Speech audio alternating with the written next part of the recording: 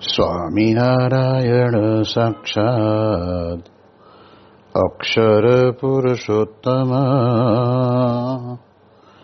સર્વેભ્ય પરમાં શાંતિં આનંદં સુખમર્પયેત. શ્રી સ્વામિનારાયણ ભગવાનની જય. શ્રી અક્ષર પુરુષોત્તમ મહારાજની જય. શ્રી ગુણાતીતાનંદ સ્વામી મહારાજની જય. શ્રી પ્રમુખ સ્વામી મહારાજની જય. શ્રી મહંત સ્વામી મહારાજની જય.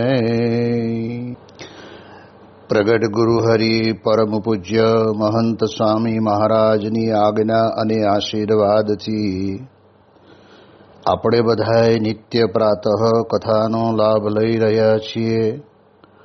આજે આપણા માટે મે મહિનાની 1 તારીખ અને બુધવારનો મહાપવિત્ર દિવસ છે અને 1233મી સભા થાય છે.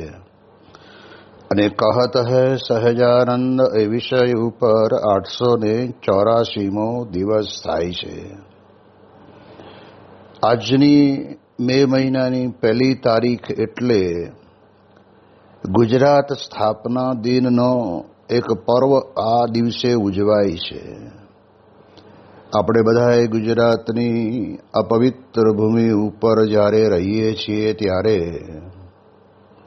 સ્વાભાવિકપણે જે તે દેશની અંદર રહેનાર વ્યક્તિને તે દેશનું કલ્ચર અને આચરણ અને વિચારોમાં ઘણી બધી જગ્યાએ ફેરફાર થઈ જતો હોય છે. આપણે એક ગુજરાતની ભૂમિ ઉપર રહીએ છીએ. ભલે ભગવાન સ્વયં પોતે પ્રગટ થયા, કૃષ્ણ પરમાત્મા પોતે કહેવાય છે એ પ્રમાણે ગોકુળ વૃંદાવન અને મથુરાની અંદર પ્રગટ થયા કહેવાય, પરંતુ ગુજરાતની અંદર આવેલા એ બેટ દ્વારકાને વિશે આવીને ઘણા બધા વર્ષો પર્યંત ત્યાં બિરાજમાન રહ્યા. એવી જ રીતે ભગવાન સ્વામિનારાયણ પોતે અયોધ્યાની બાજુમાં આવેલા છપૈયા ગામને વિશે પ્રગટ થયા.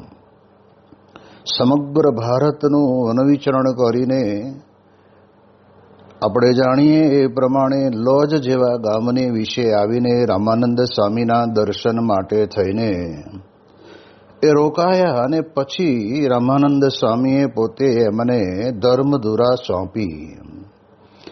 એ ભગવાન સ્વામિનારાયણ પણ આ પ્રમાણે ગુજરાતની જ ભૂમિ ઉપર એમણે વિશેષ અને જાજુ વિચરણ કર્યું છે. આપણા સંપ્રદાયની અંદર આપણા ગુણાતીત ગુરુવર્યોની સામે પણ આપણે જ્યારે નજર મૂકીને જોઈએ ત્યારે પણ આપણને ખ્યાલ આવે કે ગુણાતીતાનંદ સ્વામી જામનગર જિલ્લાના જોડિયા તાલુકાના એક નાના એવા ભાદરા ગામની અંદર પ્રગટ થયા અને 40 વર્ષ પર્યંત જૂનાગઢની અંદર રહીને એમણે અદ્ભુત કથા વાર્તા કરી. બ્રહ્મ સ્વરૂપ ભગતજી મહારાજ પોતે મહુવા બંદરને વિશે જન્મ ધારણ કર્યો અને પછી ગોપાળાનંદ સ્વામી અને ગુણાતીતાનંદ સ્વામીની સાથે રહીને જેને કહેવાય ને કે સાધક પોતે પોતાના જીવનની અંદર સિદ્ધ દશા કેવી રીતે પ્રાપ્ત કરી શકે એનું મૂર્તિમાન સ્વરૂપ એટલે ભગતજી મહારાજનું જીવન. અને એ પણ આ પ્રમાણે કહેવાય છે કે જૂનાગઢ અને મહુવાની અંદર રહ્યા. ત્યાર પછી બ્રહ્મ સ્વરૂપ શાસ્ત્રીજી મહારાજ પણ વડતાલની નજીક આવેલું એવું મહેળાવ ગામને વિશે પ્રગટ થયા અને એમણે પોતે ભગતજી મહારાજને આત્યંતિક કલ્યાણના કરતા સમજી ગુરુ માનીને એને અક્ષર અને પુરુષોત્તમની ઉપાસનાનો માર્ગ ગુરુ થકી જ આપણને સમજાય છે. એનું મૂર્તિમાન સ્વરૂપ એટલે શાસ્ત્રીજી મહારાજ અને એ શાસ્ત્રીજી મહારાજે પોતે પોતાની હયાતીની અંદર 5 મંદિરો કરીને આપણને બધાને ગુજરાતની અંદર અક્ષર અને પુરુષોત્તમ મહારાજનો અદ્ભુત આપણને એક જ્ઞાન આપ્યું.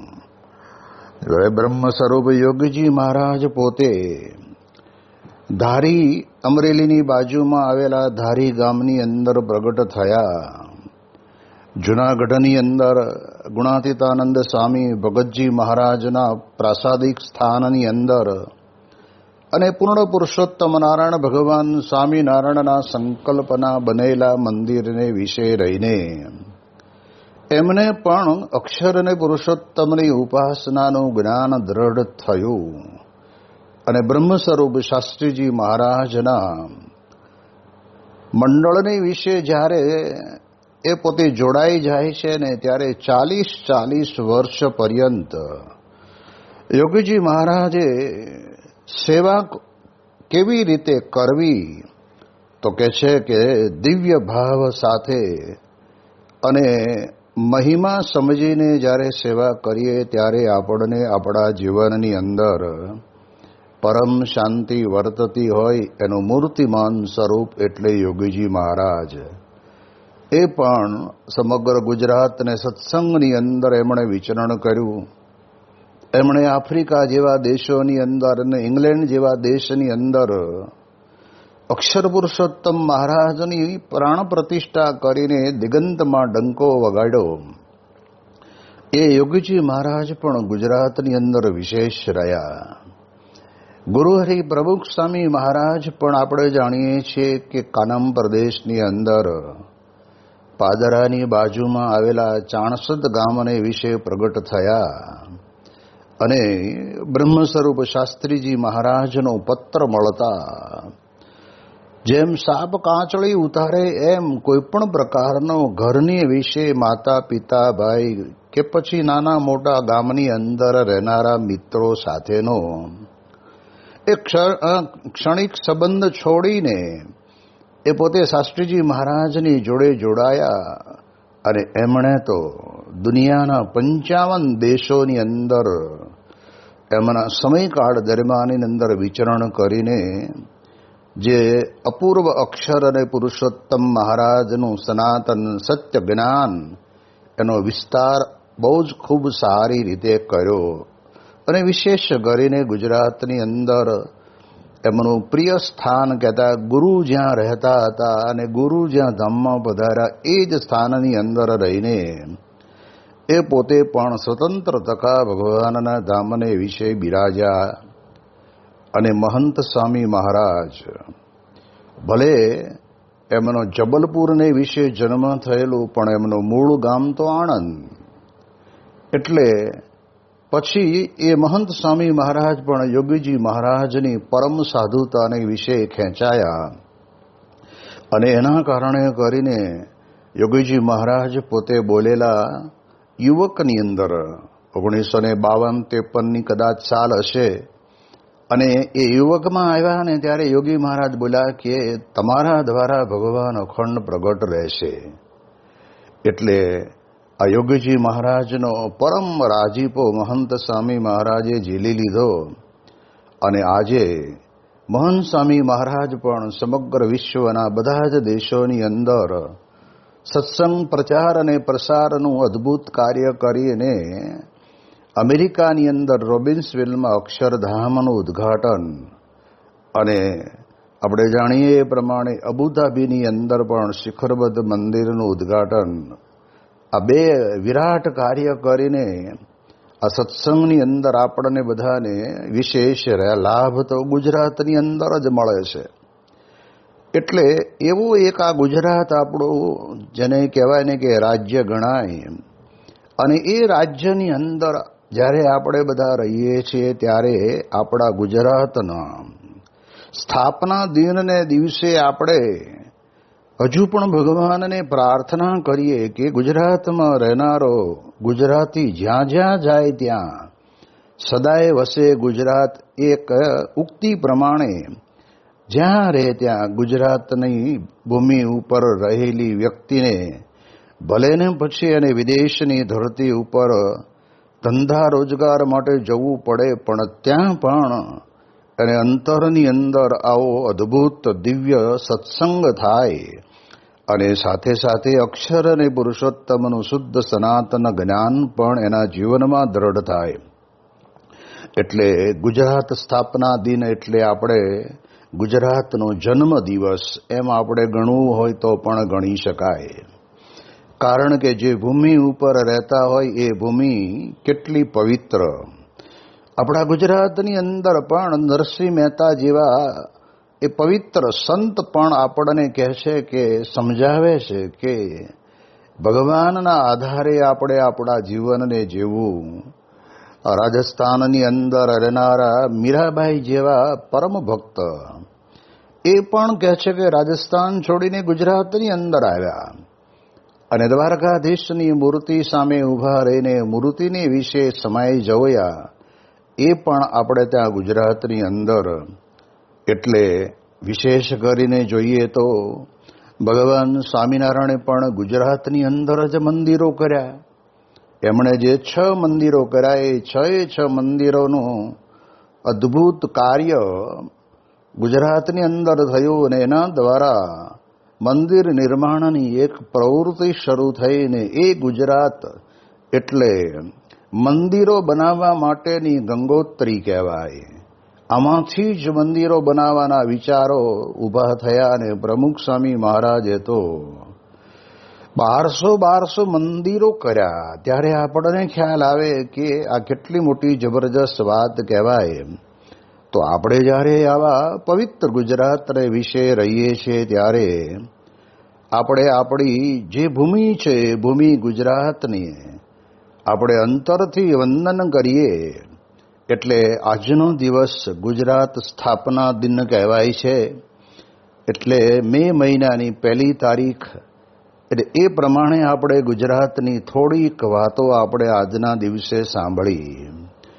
ત્યાર પછી ભગવાન સ્વામિનારાયણ આપણને વચનામૃતની અંદર જે વાતો કરે છે એ વાતને વિશેષ આપણે સમજવાનો પ્રયત્ન કરીએ કે ગરડા પ્રથમ પ્રકરણનું 57નું વચનામૃત ગઈકાલે પૂર્ણ થયું અને હવે આપણે ગરડા પ્રથમ પ્રકરણના 58ના વચનામૃતની અંદર પ્રવેશ કરીએ છીએ.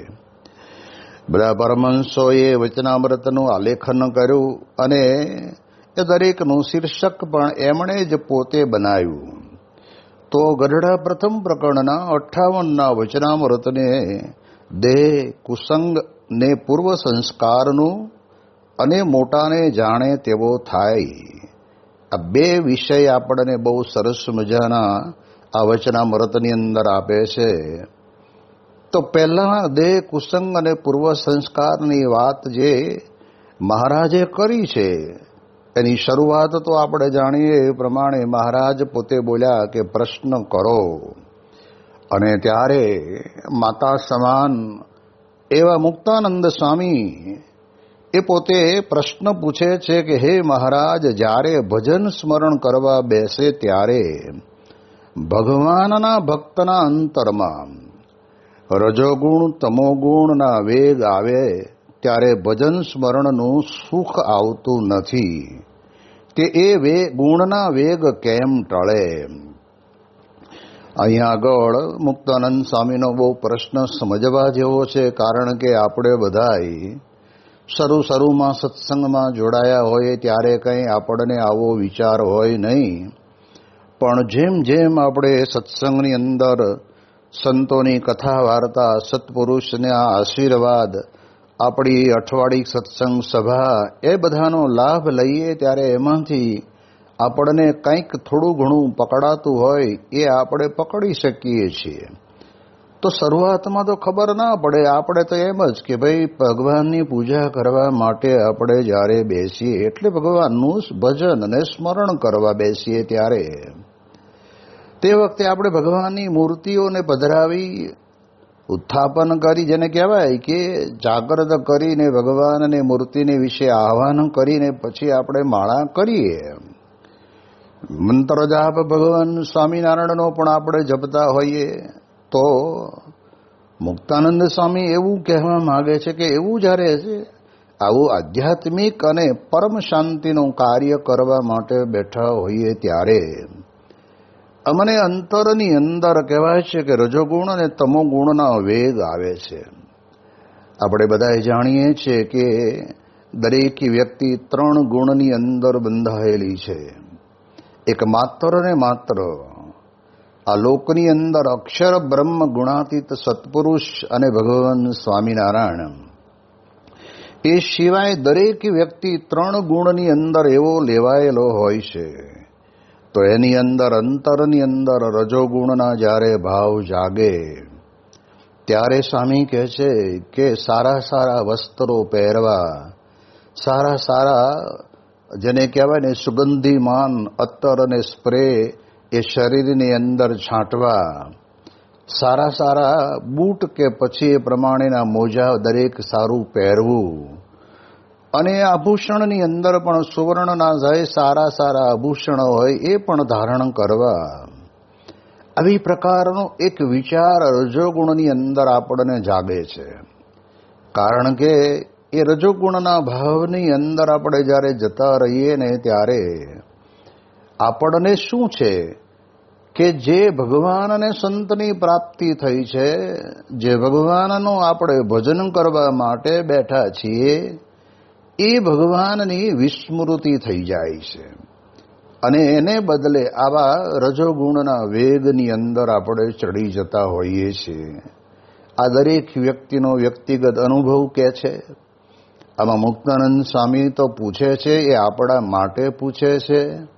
કારણ કે આપણે જો બરાબર સજાગ રહીએ ને તો જ આપણને આ ખ્યાલ આવે એવું છે. બાકી એના વગર તો સ્વામી કે વર્ષોના વર્ષો વીતી જાય છતાં પણ આપણે પૂજા કરતા રહીએ, આપણે આરતીમાં જતા હોઈએ, આરતીની સાથે આરતીની પંક્તિઓ બોલતા હોઈએ, પણ વિચાર તો આપણો આડો અવળો ચાલતો જ હોય છે. અને એમાંય રજોગુણના આવા સુંદર ઉપવસ્ત્રો અને સુગંધીમાન અત્તર તેલ ફૂલે લગાવે, પફ પાવડર લગાવે, અને પછી અંતરની અંદર જે કહેવાય છે કે બહાર દ્રષ્ટિ થઈ જાય ત્યારે જે પોતાને આંખ વડે કરીને એ રૂપને જોવાઈ જાય ને ત્યારે એને એમ થાય કે જે રૂપ મેં જોયું છે એ રૂપ મારા દિલની અંદર વસી ગયું છે, અને મારી સાથે એ સંસારની અંદર જોડાય તો સારું. આવો પણ એક વિચાર રજોગુણની અંદર આવે છે. અને મહારાજે કહ્યું એમ રજોગુણની અંદર આપણને અંતરની અંદર કામુકતાના ભાવ પ્રગટ થતા હોય છે. અને એટલા જ માટે આપણી ભારતીય સંસ્કૃતિની અંદર એવું કહેવામાં આવ્યું છે કે દરેક વ્યક્તિ ભારત દેશની અંદર ભારતીય સંસ્કૃતિને શોભે ને એવા વસ્ત્રો ધારણ કરવા. આપણે જાણીએ છીએ ઘણા બધા મંદિરોની અંદર પણ કહેવામાં આવે છે કે ટૂંકા વસ્ત્ર, અડધા અંગ દેખાતા હોય એવા વસ્ત્રો પહેરીને ભગવાનના મંદિરે દર્શન કરવા ન જવું. કારણ કે તમે ટૂંકા પહેરીને આવ્યા છો, પણ એની અસર બીજો અન્ય કોઈ દર્શન કરવા આવ્યો હોય ત્યારે એની આંખ તે અંગ ઉપર ગયા વગર રહે જ નહીં. અને એમાંથી પછી અંતરની અંદર એક કામુકતાના જબરજસ્ત ભાવ ઊભા થતા હોય છે. એટલા માટે વેશ ને કેશ અને એમ જેમ પ્રમુખ સ્વામી મહારાજ કહેતા ને કે ભાષા, ભોજન અને ભૂષણ, આ ત્રણેય આપણા એવા હોવા જોઈએ કે આપણને જોઈને બીજાને કોઈને એ વિકાર વૃત્તિ ઉત્પન્ન ન થાય. નહીતર તો આ લોકની અંદર સ્વામી કહે છે કે આપણા કારણે બીજાની જિંદગી એ બરબાદ થઈ જતી હોય.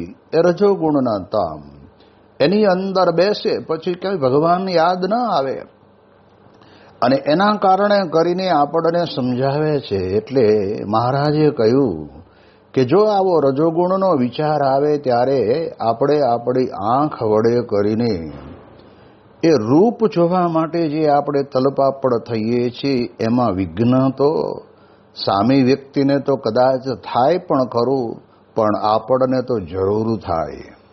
એટલે ઘણી વખત સામાન્ય રીતે સંસારમાં વાતો થાય છે ને કે કોઈ યુવાન હોય એ કોઈ દીકરીને કહેતા કે પાત્ર જોવા માટે ગયો હોય તો એને તો સ્વાભાવિક રીતે રજોગુણના ભાવ ચાલતા હોય એટલે એને એમ કે મને તો પસંદ છે. એટલે એ પોતે જ્યારે આવે ત્યારે પૂછવામાં આવે કે કેમ રહ્યું, કે મને તો પસંદ છે, 100% પસંદ છે, પણ હવે એ પસંદ કરે ને તો, એ પસંદ ન કરે તો તમારે 50% થઈ ગયા, કારણ કે તો પસંદ કરે તો 100% કહેવાય. એટલે આવા જે દેહને વિશે જે આપણને આવા વિચારો આવે છે, ભાવ જાગે છે, અને એમાં પછી ભગવાનનું સ્મરણ કરવા બેસીએ ત્યારે આપણી વૃત્તિ ભગવાનમાં રહેતી નથી. મહારાજે એક વચનામૃતની અંદર પણ કહ્યું છે, મહારાજ કે જ્યારે ભગવાનની સમક્ષ આપણે આવ્યા હોઈએ ત્યારે, કે ભગવાનના પરમ એકાંતિક સત્પુરુષની સામે દર્શન કરવા આવ્યા હોઈએ ત્યારે આપણે આડી અવળી નજર રાખવી નહીં. આવ્યા છીએ તો પવિત્ર વિચારથી કે ભગવાન અને સંતના દર્શન કરશું, પણ આ ચપળ એવી આંખ એ રૂપને જોવા માટે થનગનતી જ હોય છે. એ અનાદિકાળથી આ પ્રમાણે કહેવાય છે કે દરેક જીવ પ્રાણી માત્રના જીવનની અંદર આ પડેલું છે, અને એના કારણે કરીને પછી વૃત્તિ એમાં રહી જાય. એટલે કહેતા કે માત્ર ને માત્ર ઝલક જ હોય તો પણ અંતરની અંદર વિચાર આવવા માંડે. એટલે મહારાજે કીધું ને કે આંખને બરાબરની નિયમની અંદર રાખવી. જેમ આપણે જાણીએ છીએ કે જોગીદાસ ખુમાણ એ પોતાના જીવનની અંદર તે વખતના સમયમાં એ પોતે મહાબારવટીયો કહેવાતો. ભલે એની ક્રિયા કદાચ આપણે જાણીએ એ પ્રમાણે લૂંટફાટ કરવાની હતી, પરંતુ કહેવાય છે કે અજાણતામાં કૂવાને કાંઠે પનિહારી સ્ત્રીઓ અથવા તો બેન દીકરીઓ જ્યારે કોઈ પાણી ભરતી હશે ત્યારે ત્યાં એક થોડીક નજર ગઈ. એનું નામ હતું જોગીદાસ. એટલે એને પોતાને મનમાં વિચાર આવ્યો કે આ મેં બહુ ખોટું કર્યું, હું જોગીનો દાસ કહેવાઉં ને મારી વૃત્તિ આ પ્રમાણે ત્યાં જાય. અને ત્યારે કહેવાય છે કે એના જીવનના પ્રસંગો આજે જગત પ્રસિદ્ધ છે કે એણે પોતાની આંખની અંદર મરચું ભરે છે. હવે આપણે જાણીએ છીએ કે મરચાનું એક કણ પણ જો આંખમાં પડ્યો હોય તો એવી બળતરા થતી હોય છે કે જેના કારણે કરીને આપણે ફરી આંખ ખોલી ન શકીએ. એને બદલે આ પ્રમાણે મરચાની ભૂકી નાખી અને આંખને ઠપકો આપે છે. એને પ્રાયશ્ચિત કરવા માટે થઈને એ પોતે અહીંયા આગળ આ પ્રમાણે આવું કર્મ કરે છે.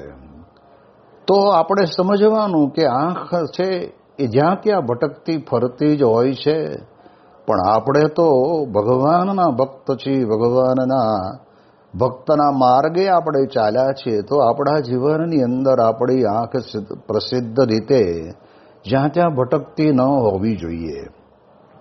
બીજો પણ એક પ્રસંગ છે કે ભાવનગર નરેશને ખબર પડી કે જોગીદાસ ખુમાણ જેવી વ્યક્તિ આ બારવટિયાની અંદર બહુ જ મોટું જબરજસ્ત નામ, તો લાવને એને હું પ્રસન્ન કરવા માટે એની માટે મહેફિલની જમાવટ કરું.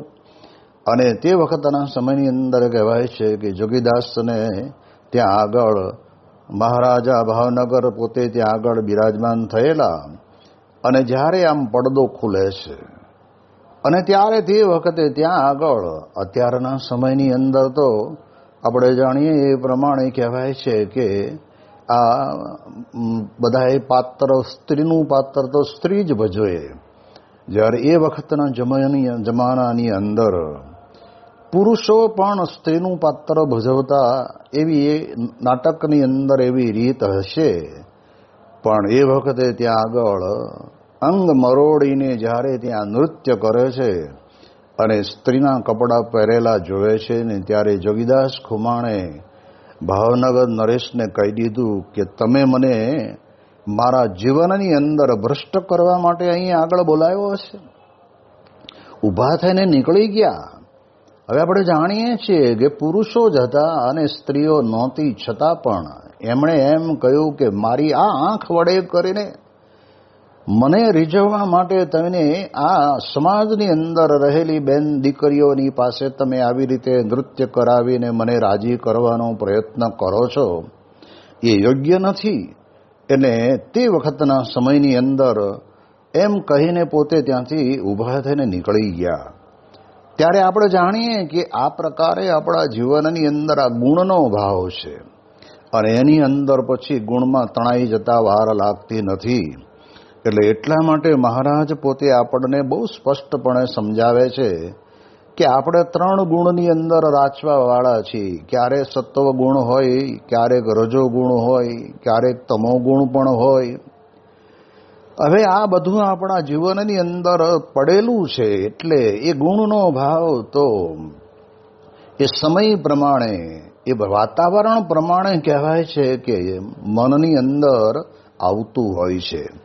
જેમ મહારાજે વચનામૃતની અંદર 18માં પ્રથમના 18માં કીધું કે જેમ 7 માળની હવેલી હોય અને એમાં વેશ્યાઓ સ્થૈથકાર કરીને નાચતી હોય, એકાબીજા દારૂ પીતા હોય, દારૂના શીશા ભરેલા પડ્યા હોય, અને તેવા સમયની અંદર જો કોઈ વ્યક્તિ ત્યાં આગળ જાય તો એના વિચારમાં પરિવર્તન આવ્યા વગર રહે નહીં.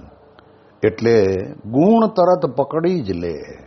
આપણે જાણીએ છીએ કે અગ્નિનો કોલસો એ પોતે જ્યારે પ્રગટેલો ન હોય ને ત્યારે કાળો હોય, અને એ કોલસાને આપણે અડીએ ને તો હાથ કાળા કરે. અને જ્યારે એ કોલસો પ્રગટેલો હોય અને ત્યારે હાથ અડાડીએ ત્યારે આપણને દજાડે. એમ સ્વામી કહે છે કે આપણી આંખની દ્રષ્ટિ નિયમની અંદર ન હોય ને તો જીવનની અંદર સળગ્યા વગરના કોલસાની અંદર આપણો હાથ કાળો કરે. ઠીક છે, કાળો હાથ તો કદાચ આપણે સાબુ વડે કરીને ધોશું તો કાળાશ નીકળી જશે, અને પણ પ્રગટેલો કોલસાને જ્યારે આપણે અડીએ ત્યારે એ આપણને બાળે છે. એમ મનની અંદર રહેલા વિચારો જ્યારે આપણે આપણા જીવનની અંદર એ પ્રગટેલા કોલસાની જેમ ધગધગતા હોય, અને ત્યારે તે વખતે એ મય બની જાય અને એના કારણે કરીને જિંદગીની અંદર કલંકરૂપ જીવન બની જતું હોય છે. એટલે આપણા હિન્દુ સનાતન ધર્મની અંદર, આપણા શાસ્ત્રોની અંદર પણ આપણને બહુ પ્રેમથી કહેવામાં આવ્યું છે કે જીવન એવી રીતે જીવવું કે આ 3 ગુણની અંદરથી કોઈ પણ ગુણના ભાવની અંદર આપણે તણાઈ ન જવું. જેમ કે છે ને કે 2 કાંઠે નદી ચાલી જતી હોય અને કોઈક વળી એવો હોય કે આપણે કાંઈ વાંધો નહીં, આપણને તરતા આવડે છે. એટલે મહારાજે વચનામૃતમાં કહ્યું ને, ઘૂઘવતી 2 કાંઠે મહાનર્મદા જેવી નદી એ જાતી હોય ને ત્યારે આપણે જઈએ તો આપણને તો ખેંચીને ક્યાંય ને ક્યાં દહેજના દરિયામાં નાખી દે, અને આપણને જીવતા રહેવાની આપણી પાસે ઘણી બધી પ્રકારની આયુષ્ય પડી હોય, એને છોડી દઈને મૃત્યુના મુખમાં મુકાઈ જતા હોઈએ છીએ. એવી રીતે આ સંસારની અંદર પણ એક રૂપ એક એવું છે કે જેના દ્વારા કરીને રજોગુણના કામુકતાના ભાવ એ આપણા અંતરની અંદર આપણને ઉદ્ભવિત થતા હોય છે. એટલે મહારાજને મુક્તાનંદ સ્વામીએ જે પ્રશ્ન પૂછ્યો, એ પૂછનાર સદગુરુ સંતનું જીવન કેટલું પવિત્ર હતું કે જ્યારે એમના લગ્ન થઈ ગયેલા હતા, છતાં પણ એમણે વિચાર કર્યો કે મારે તો બ્રહ્મચર્ય વ્રત બરાબર દ્રઢ પાળવું છે, અને એના કારણે કરીને તો પોતે પરણેલા પત્નીને મૂકીને નીકળી ગયા. અને જ્યારે રજા લેવા માટે ઘરે આવ્યા ત્યારે પત્ની તો ના પાડે, પણ પરિવારના પણ બધા ના પાડે. અને તે વખતના સમયની અંદર કોકનો ખાટલો બીજાના ઘરે મૂકી આવે, બીજાનો ખાટલો ત્રીજાના ઘરે મૂકી આવે, આવી પ્રકારનું ગાંડપણ કરવાનું શરૂ કર્યું ત્યારે કોઈએ કહ્યું કે આ તમારા દીકરાને ગાંડપણ નથી, પણ એને સંસારમાં ક્યાંય મોહ નથી, માટે અને તમે સાધુ થવા માટેની, બ્રહ્મચર્યનું પાલન કરવા માટેની રજા આપો. અને પછી રજા મળી તો આપણે જાણીએ છીએ એ પ્રમાણે કહેવાય છે કે અતિ શરીરે એ રૂપાળા હોવા છતાં પણ આ પ્રમાણે બ્રહ્મચર્યના પાલન માટે અડગ રહેલા એ મુક્તાનંદ સ્વામીનો પ્રશ્ન કે જ્યારે ભજન કરવા બેસીએ ત્યારે આ ગુણના ભાવ આવે છે અને એનું ભજનનું સુખ નથી આવતું, એ ગુણના ભાવ કેમ ટળે એની વાત મહારાજને પૂછે છે. એની વિશેષ વાતો આપણે આવતીકાલે કરીશું. શ્રી સ્વામિનારાયણ ભગવાનની જય.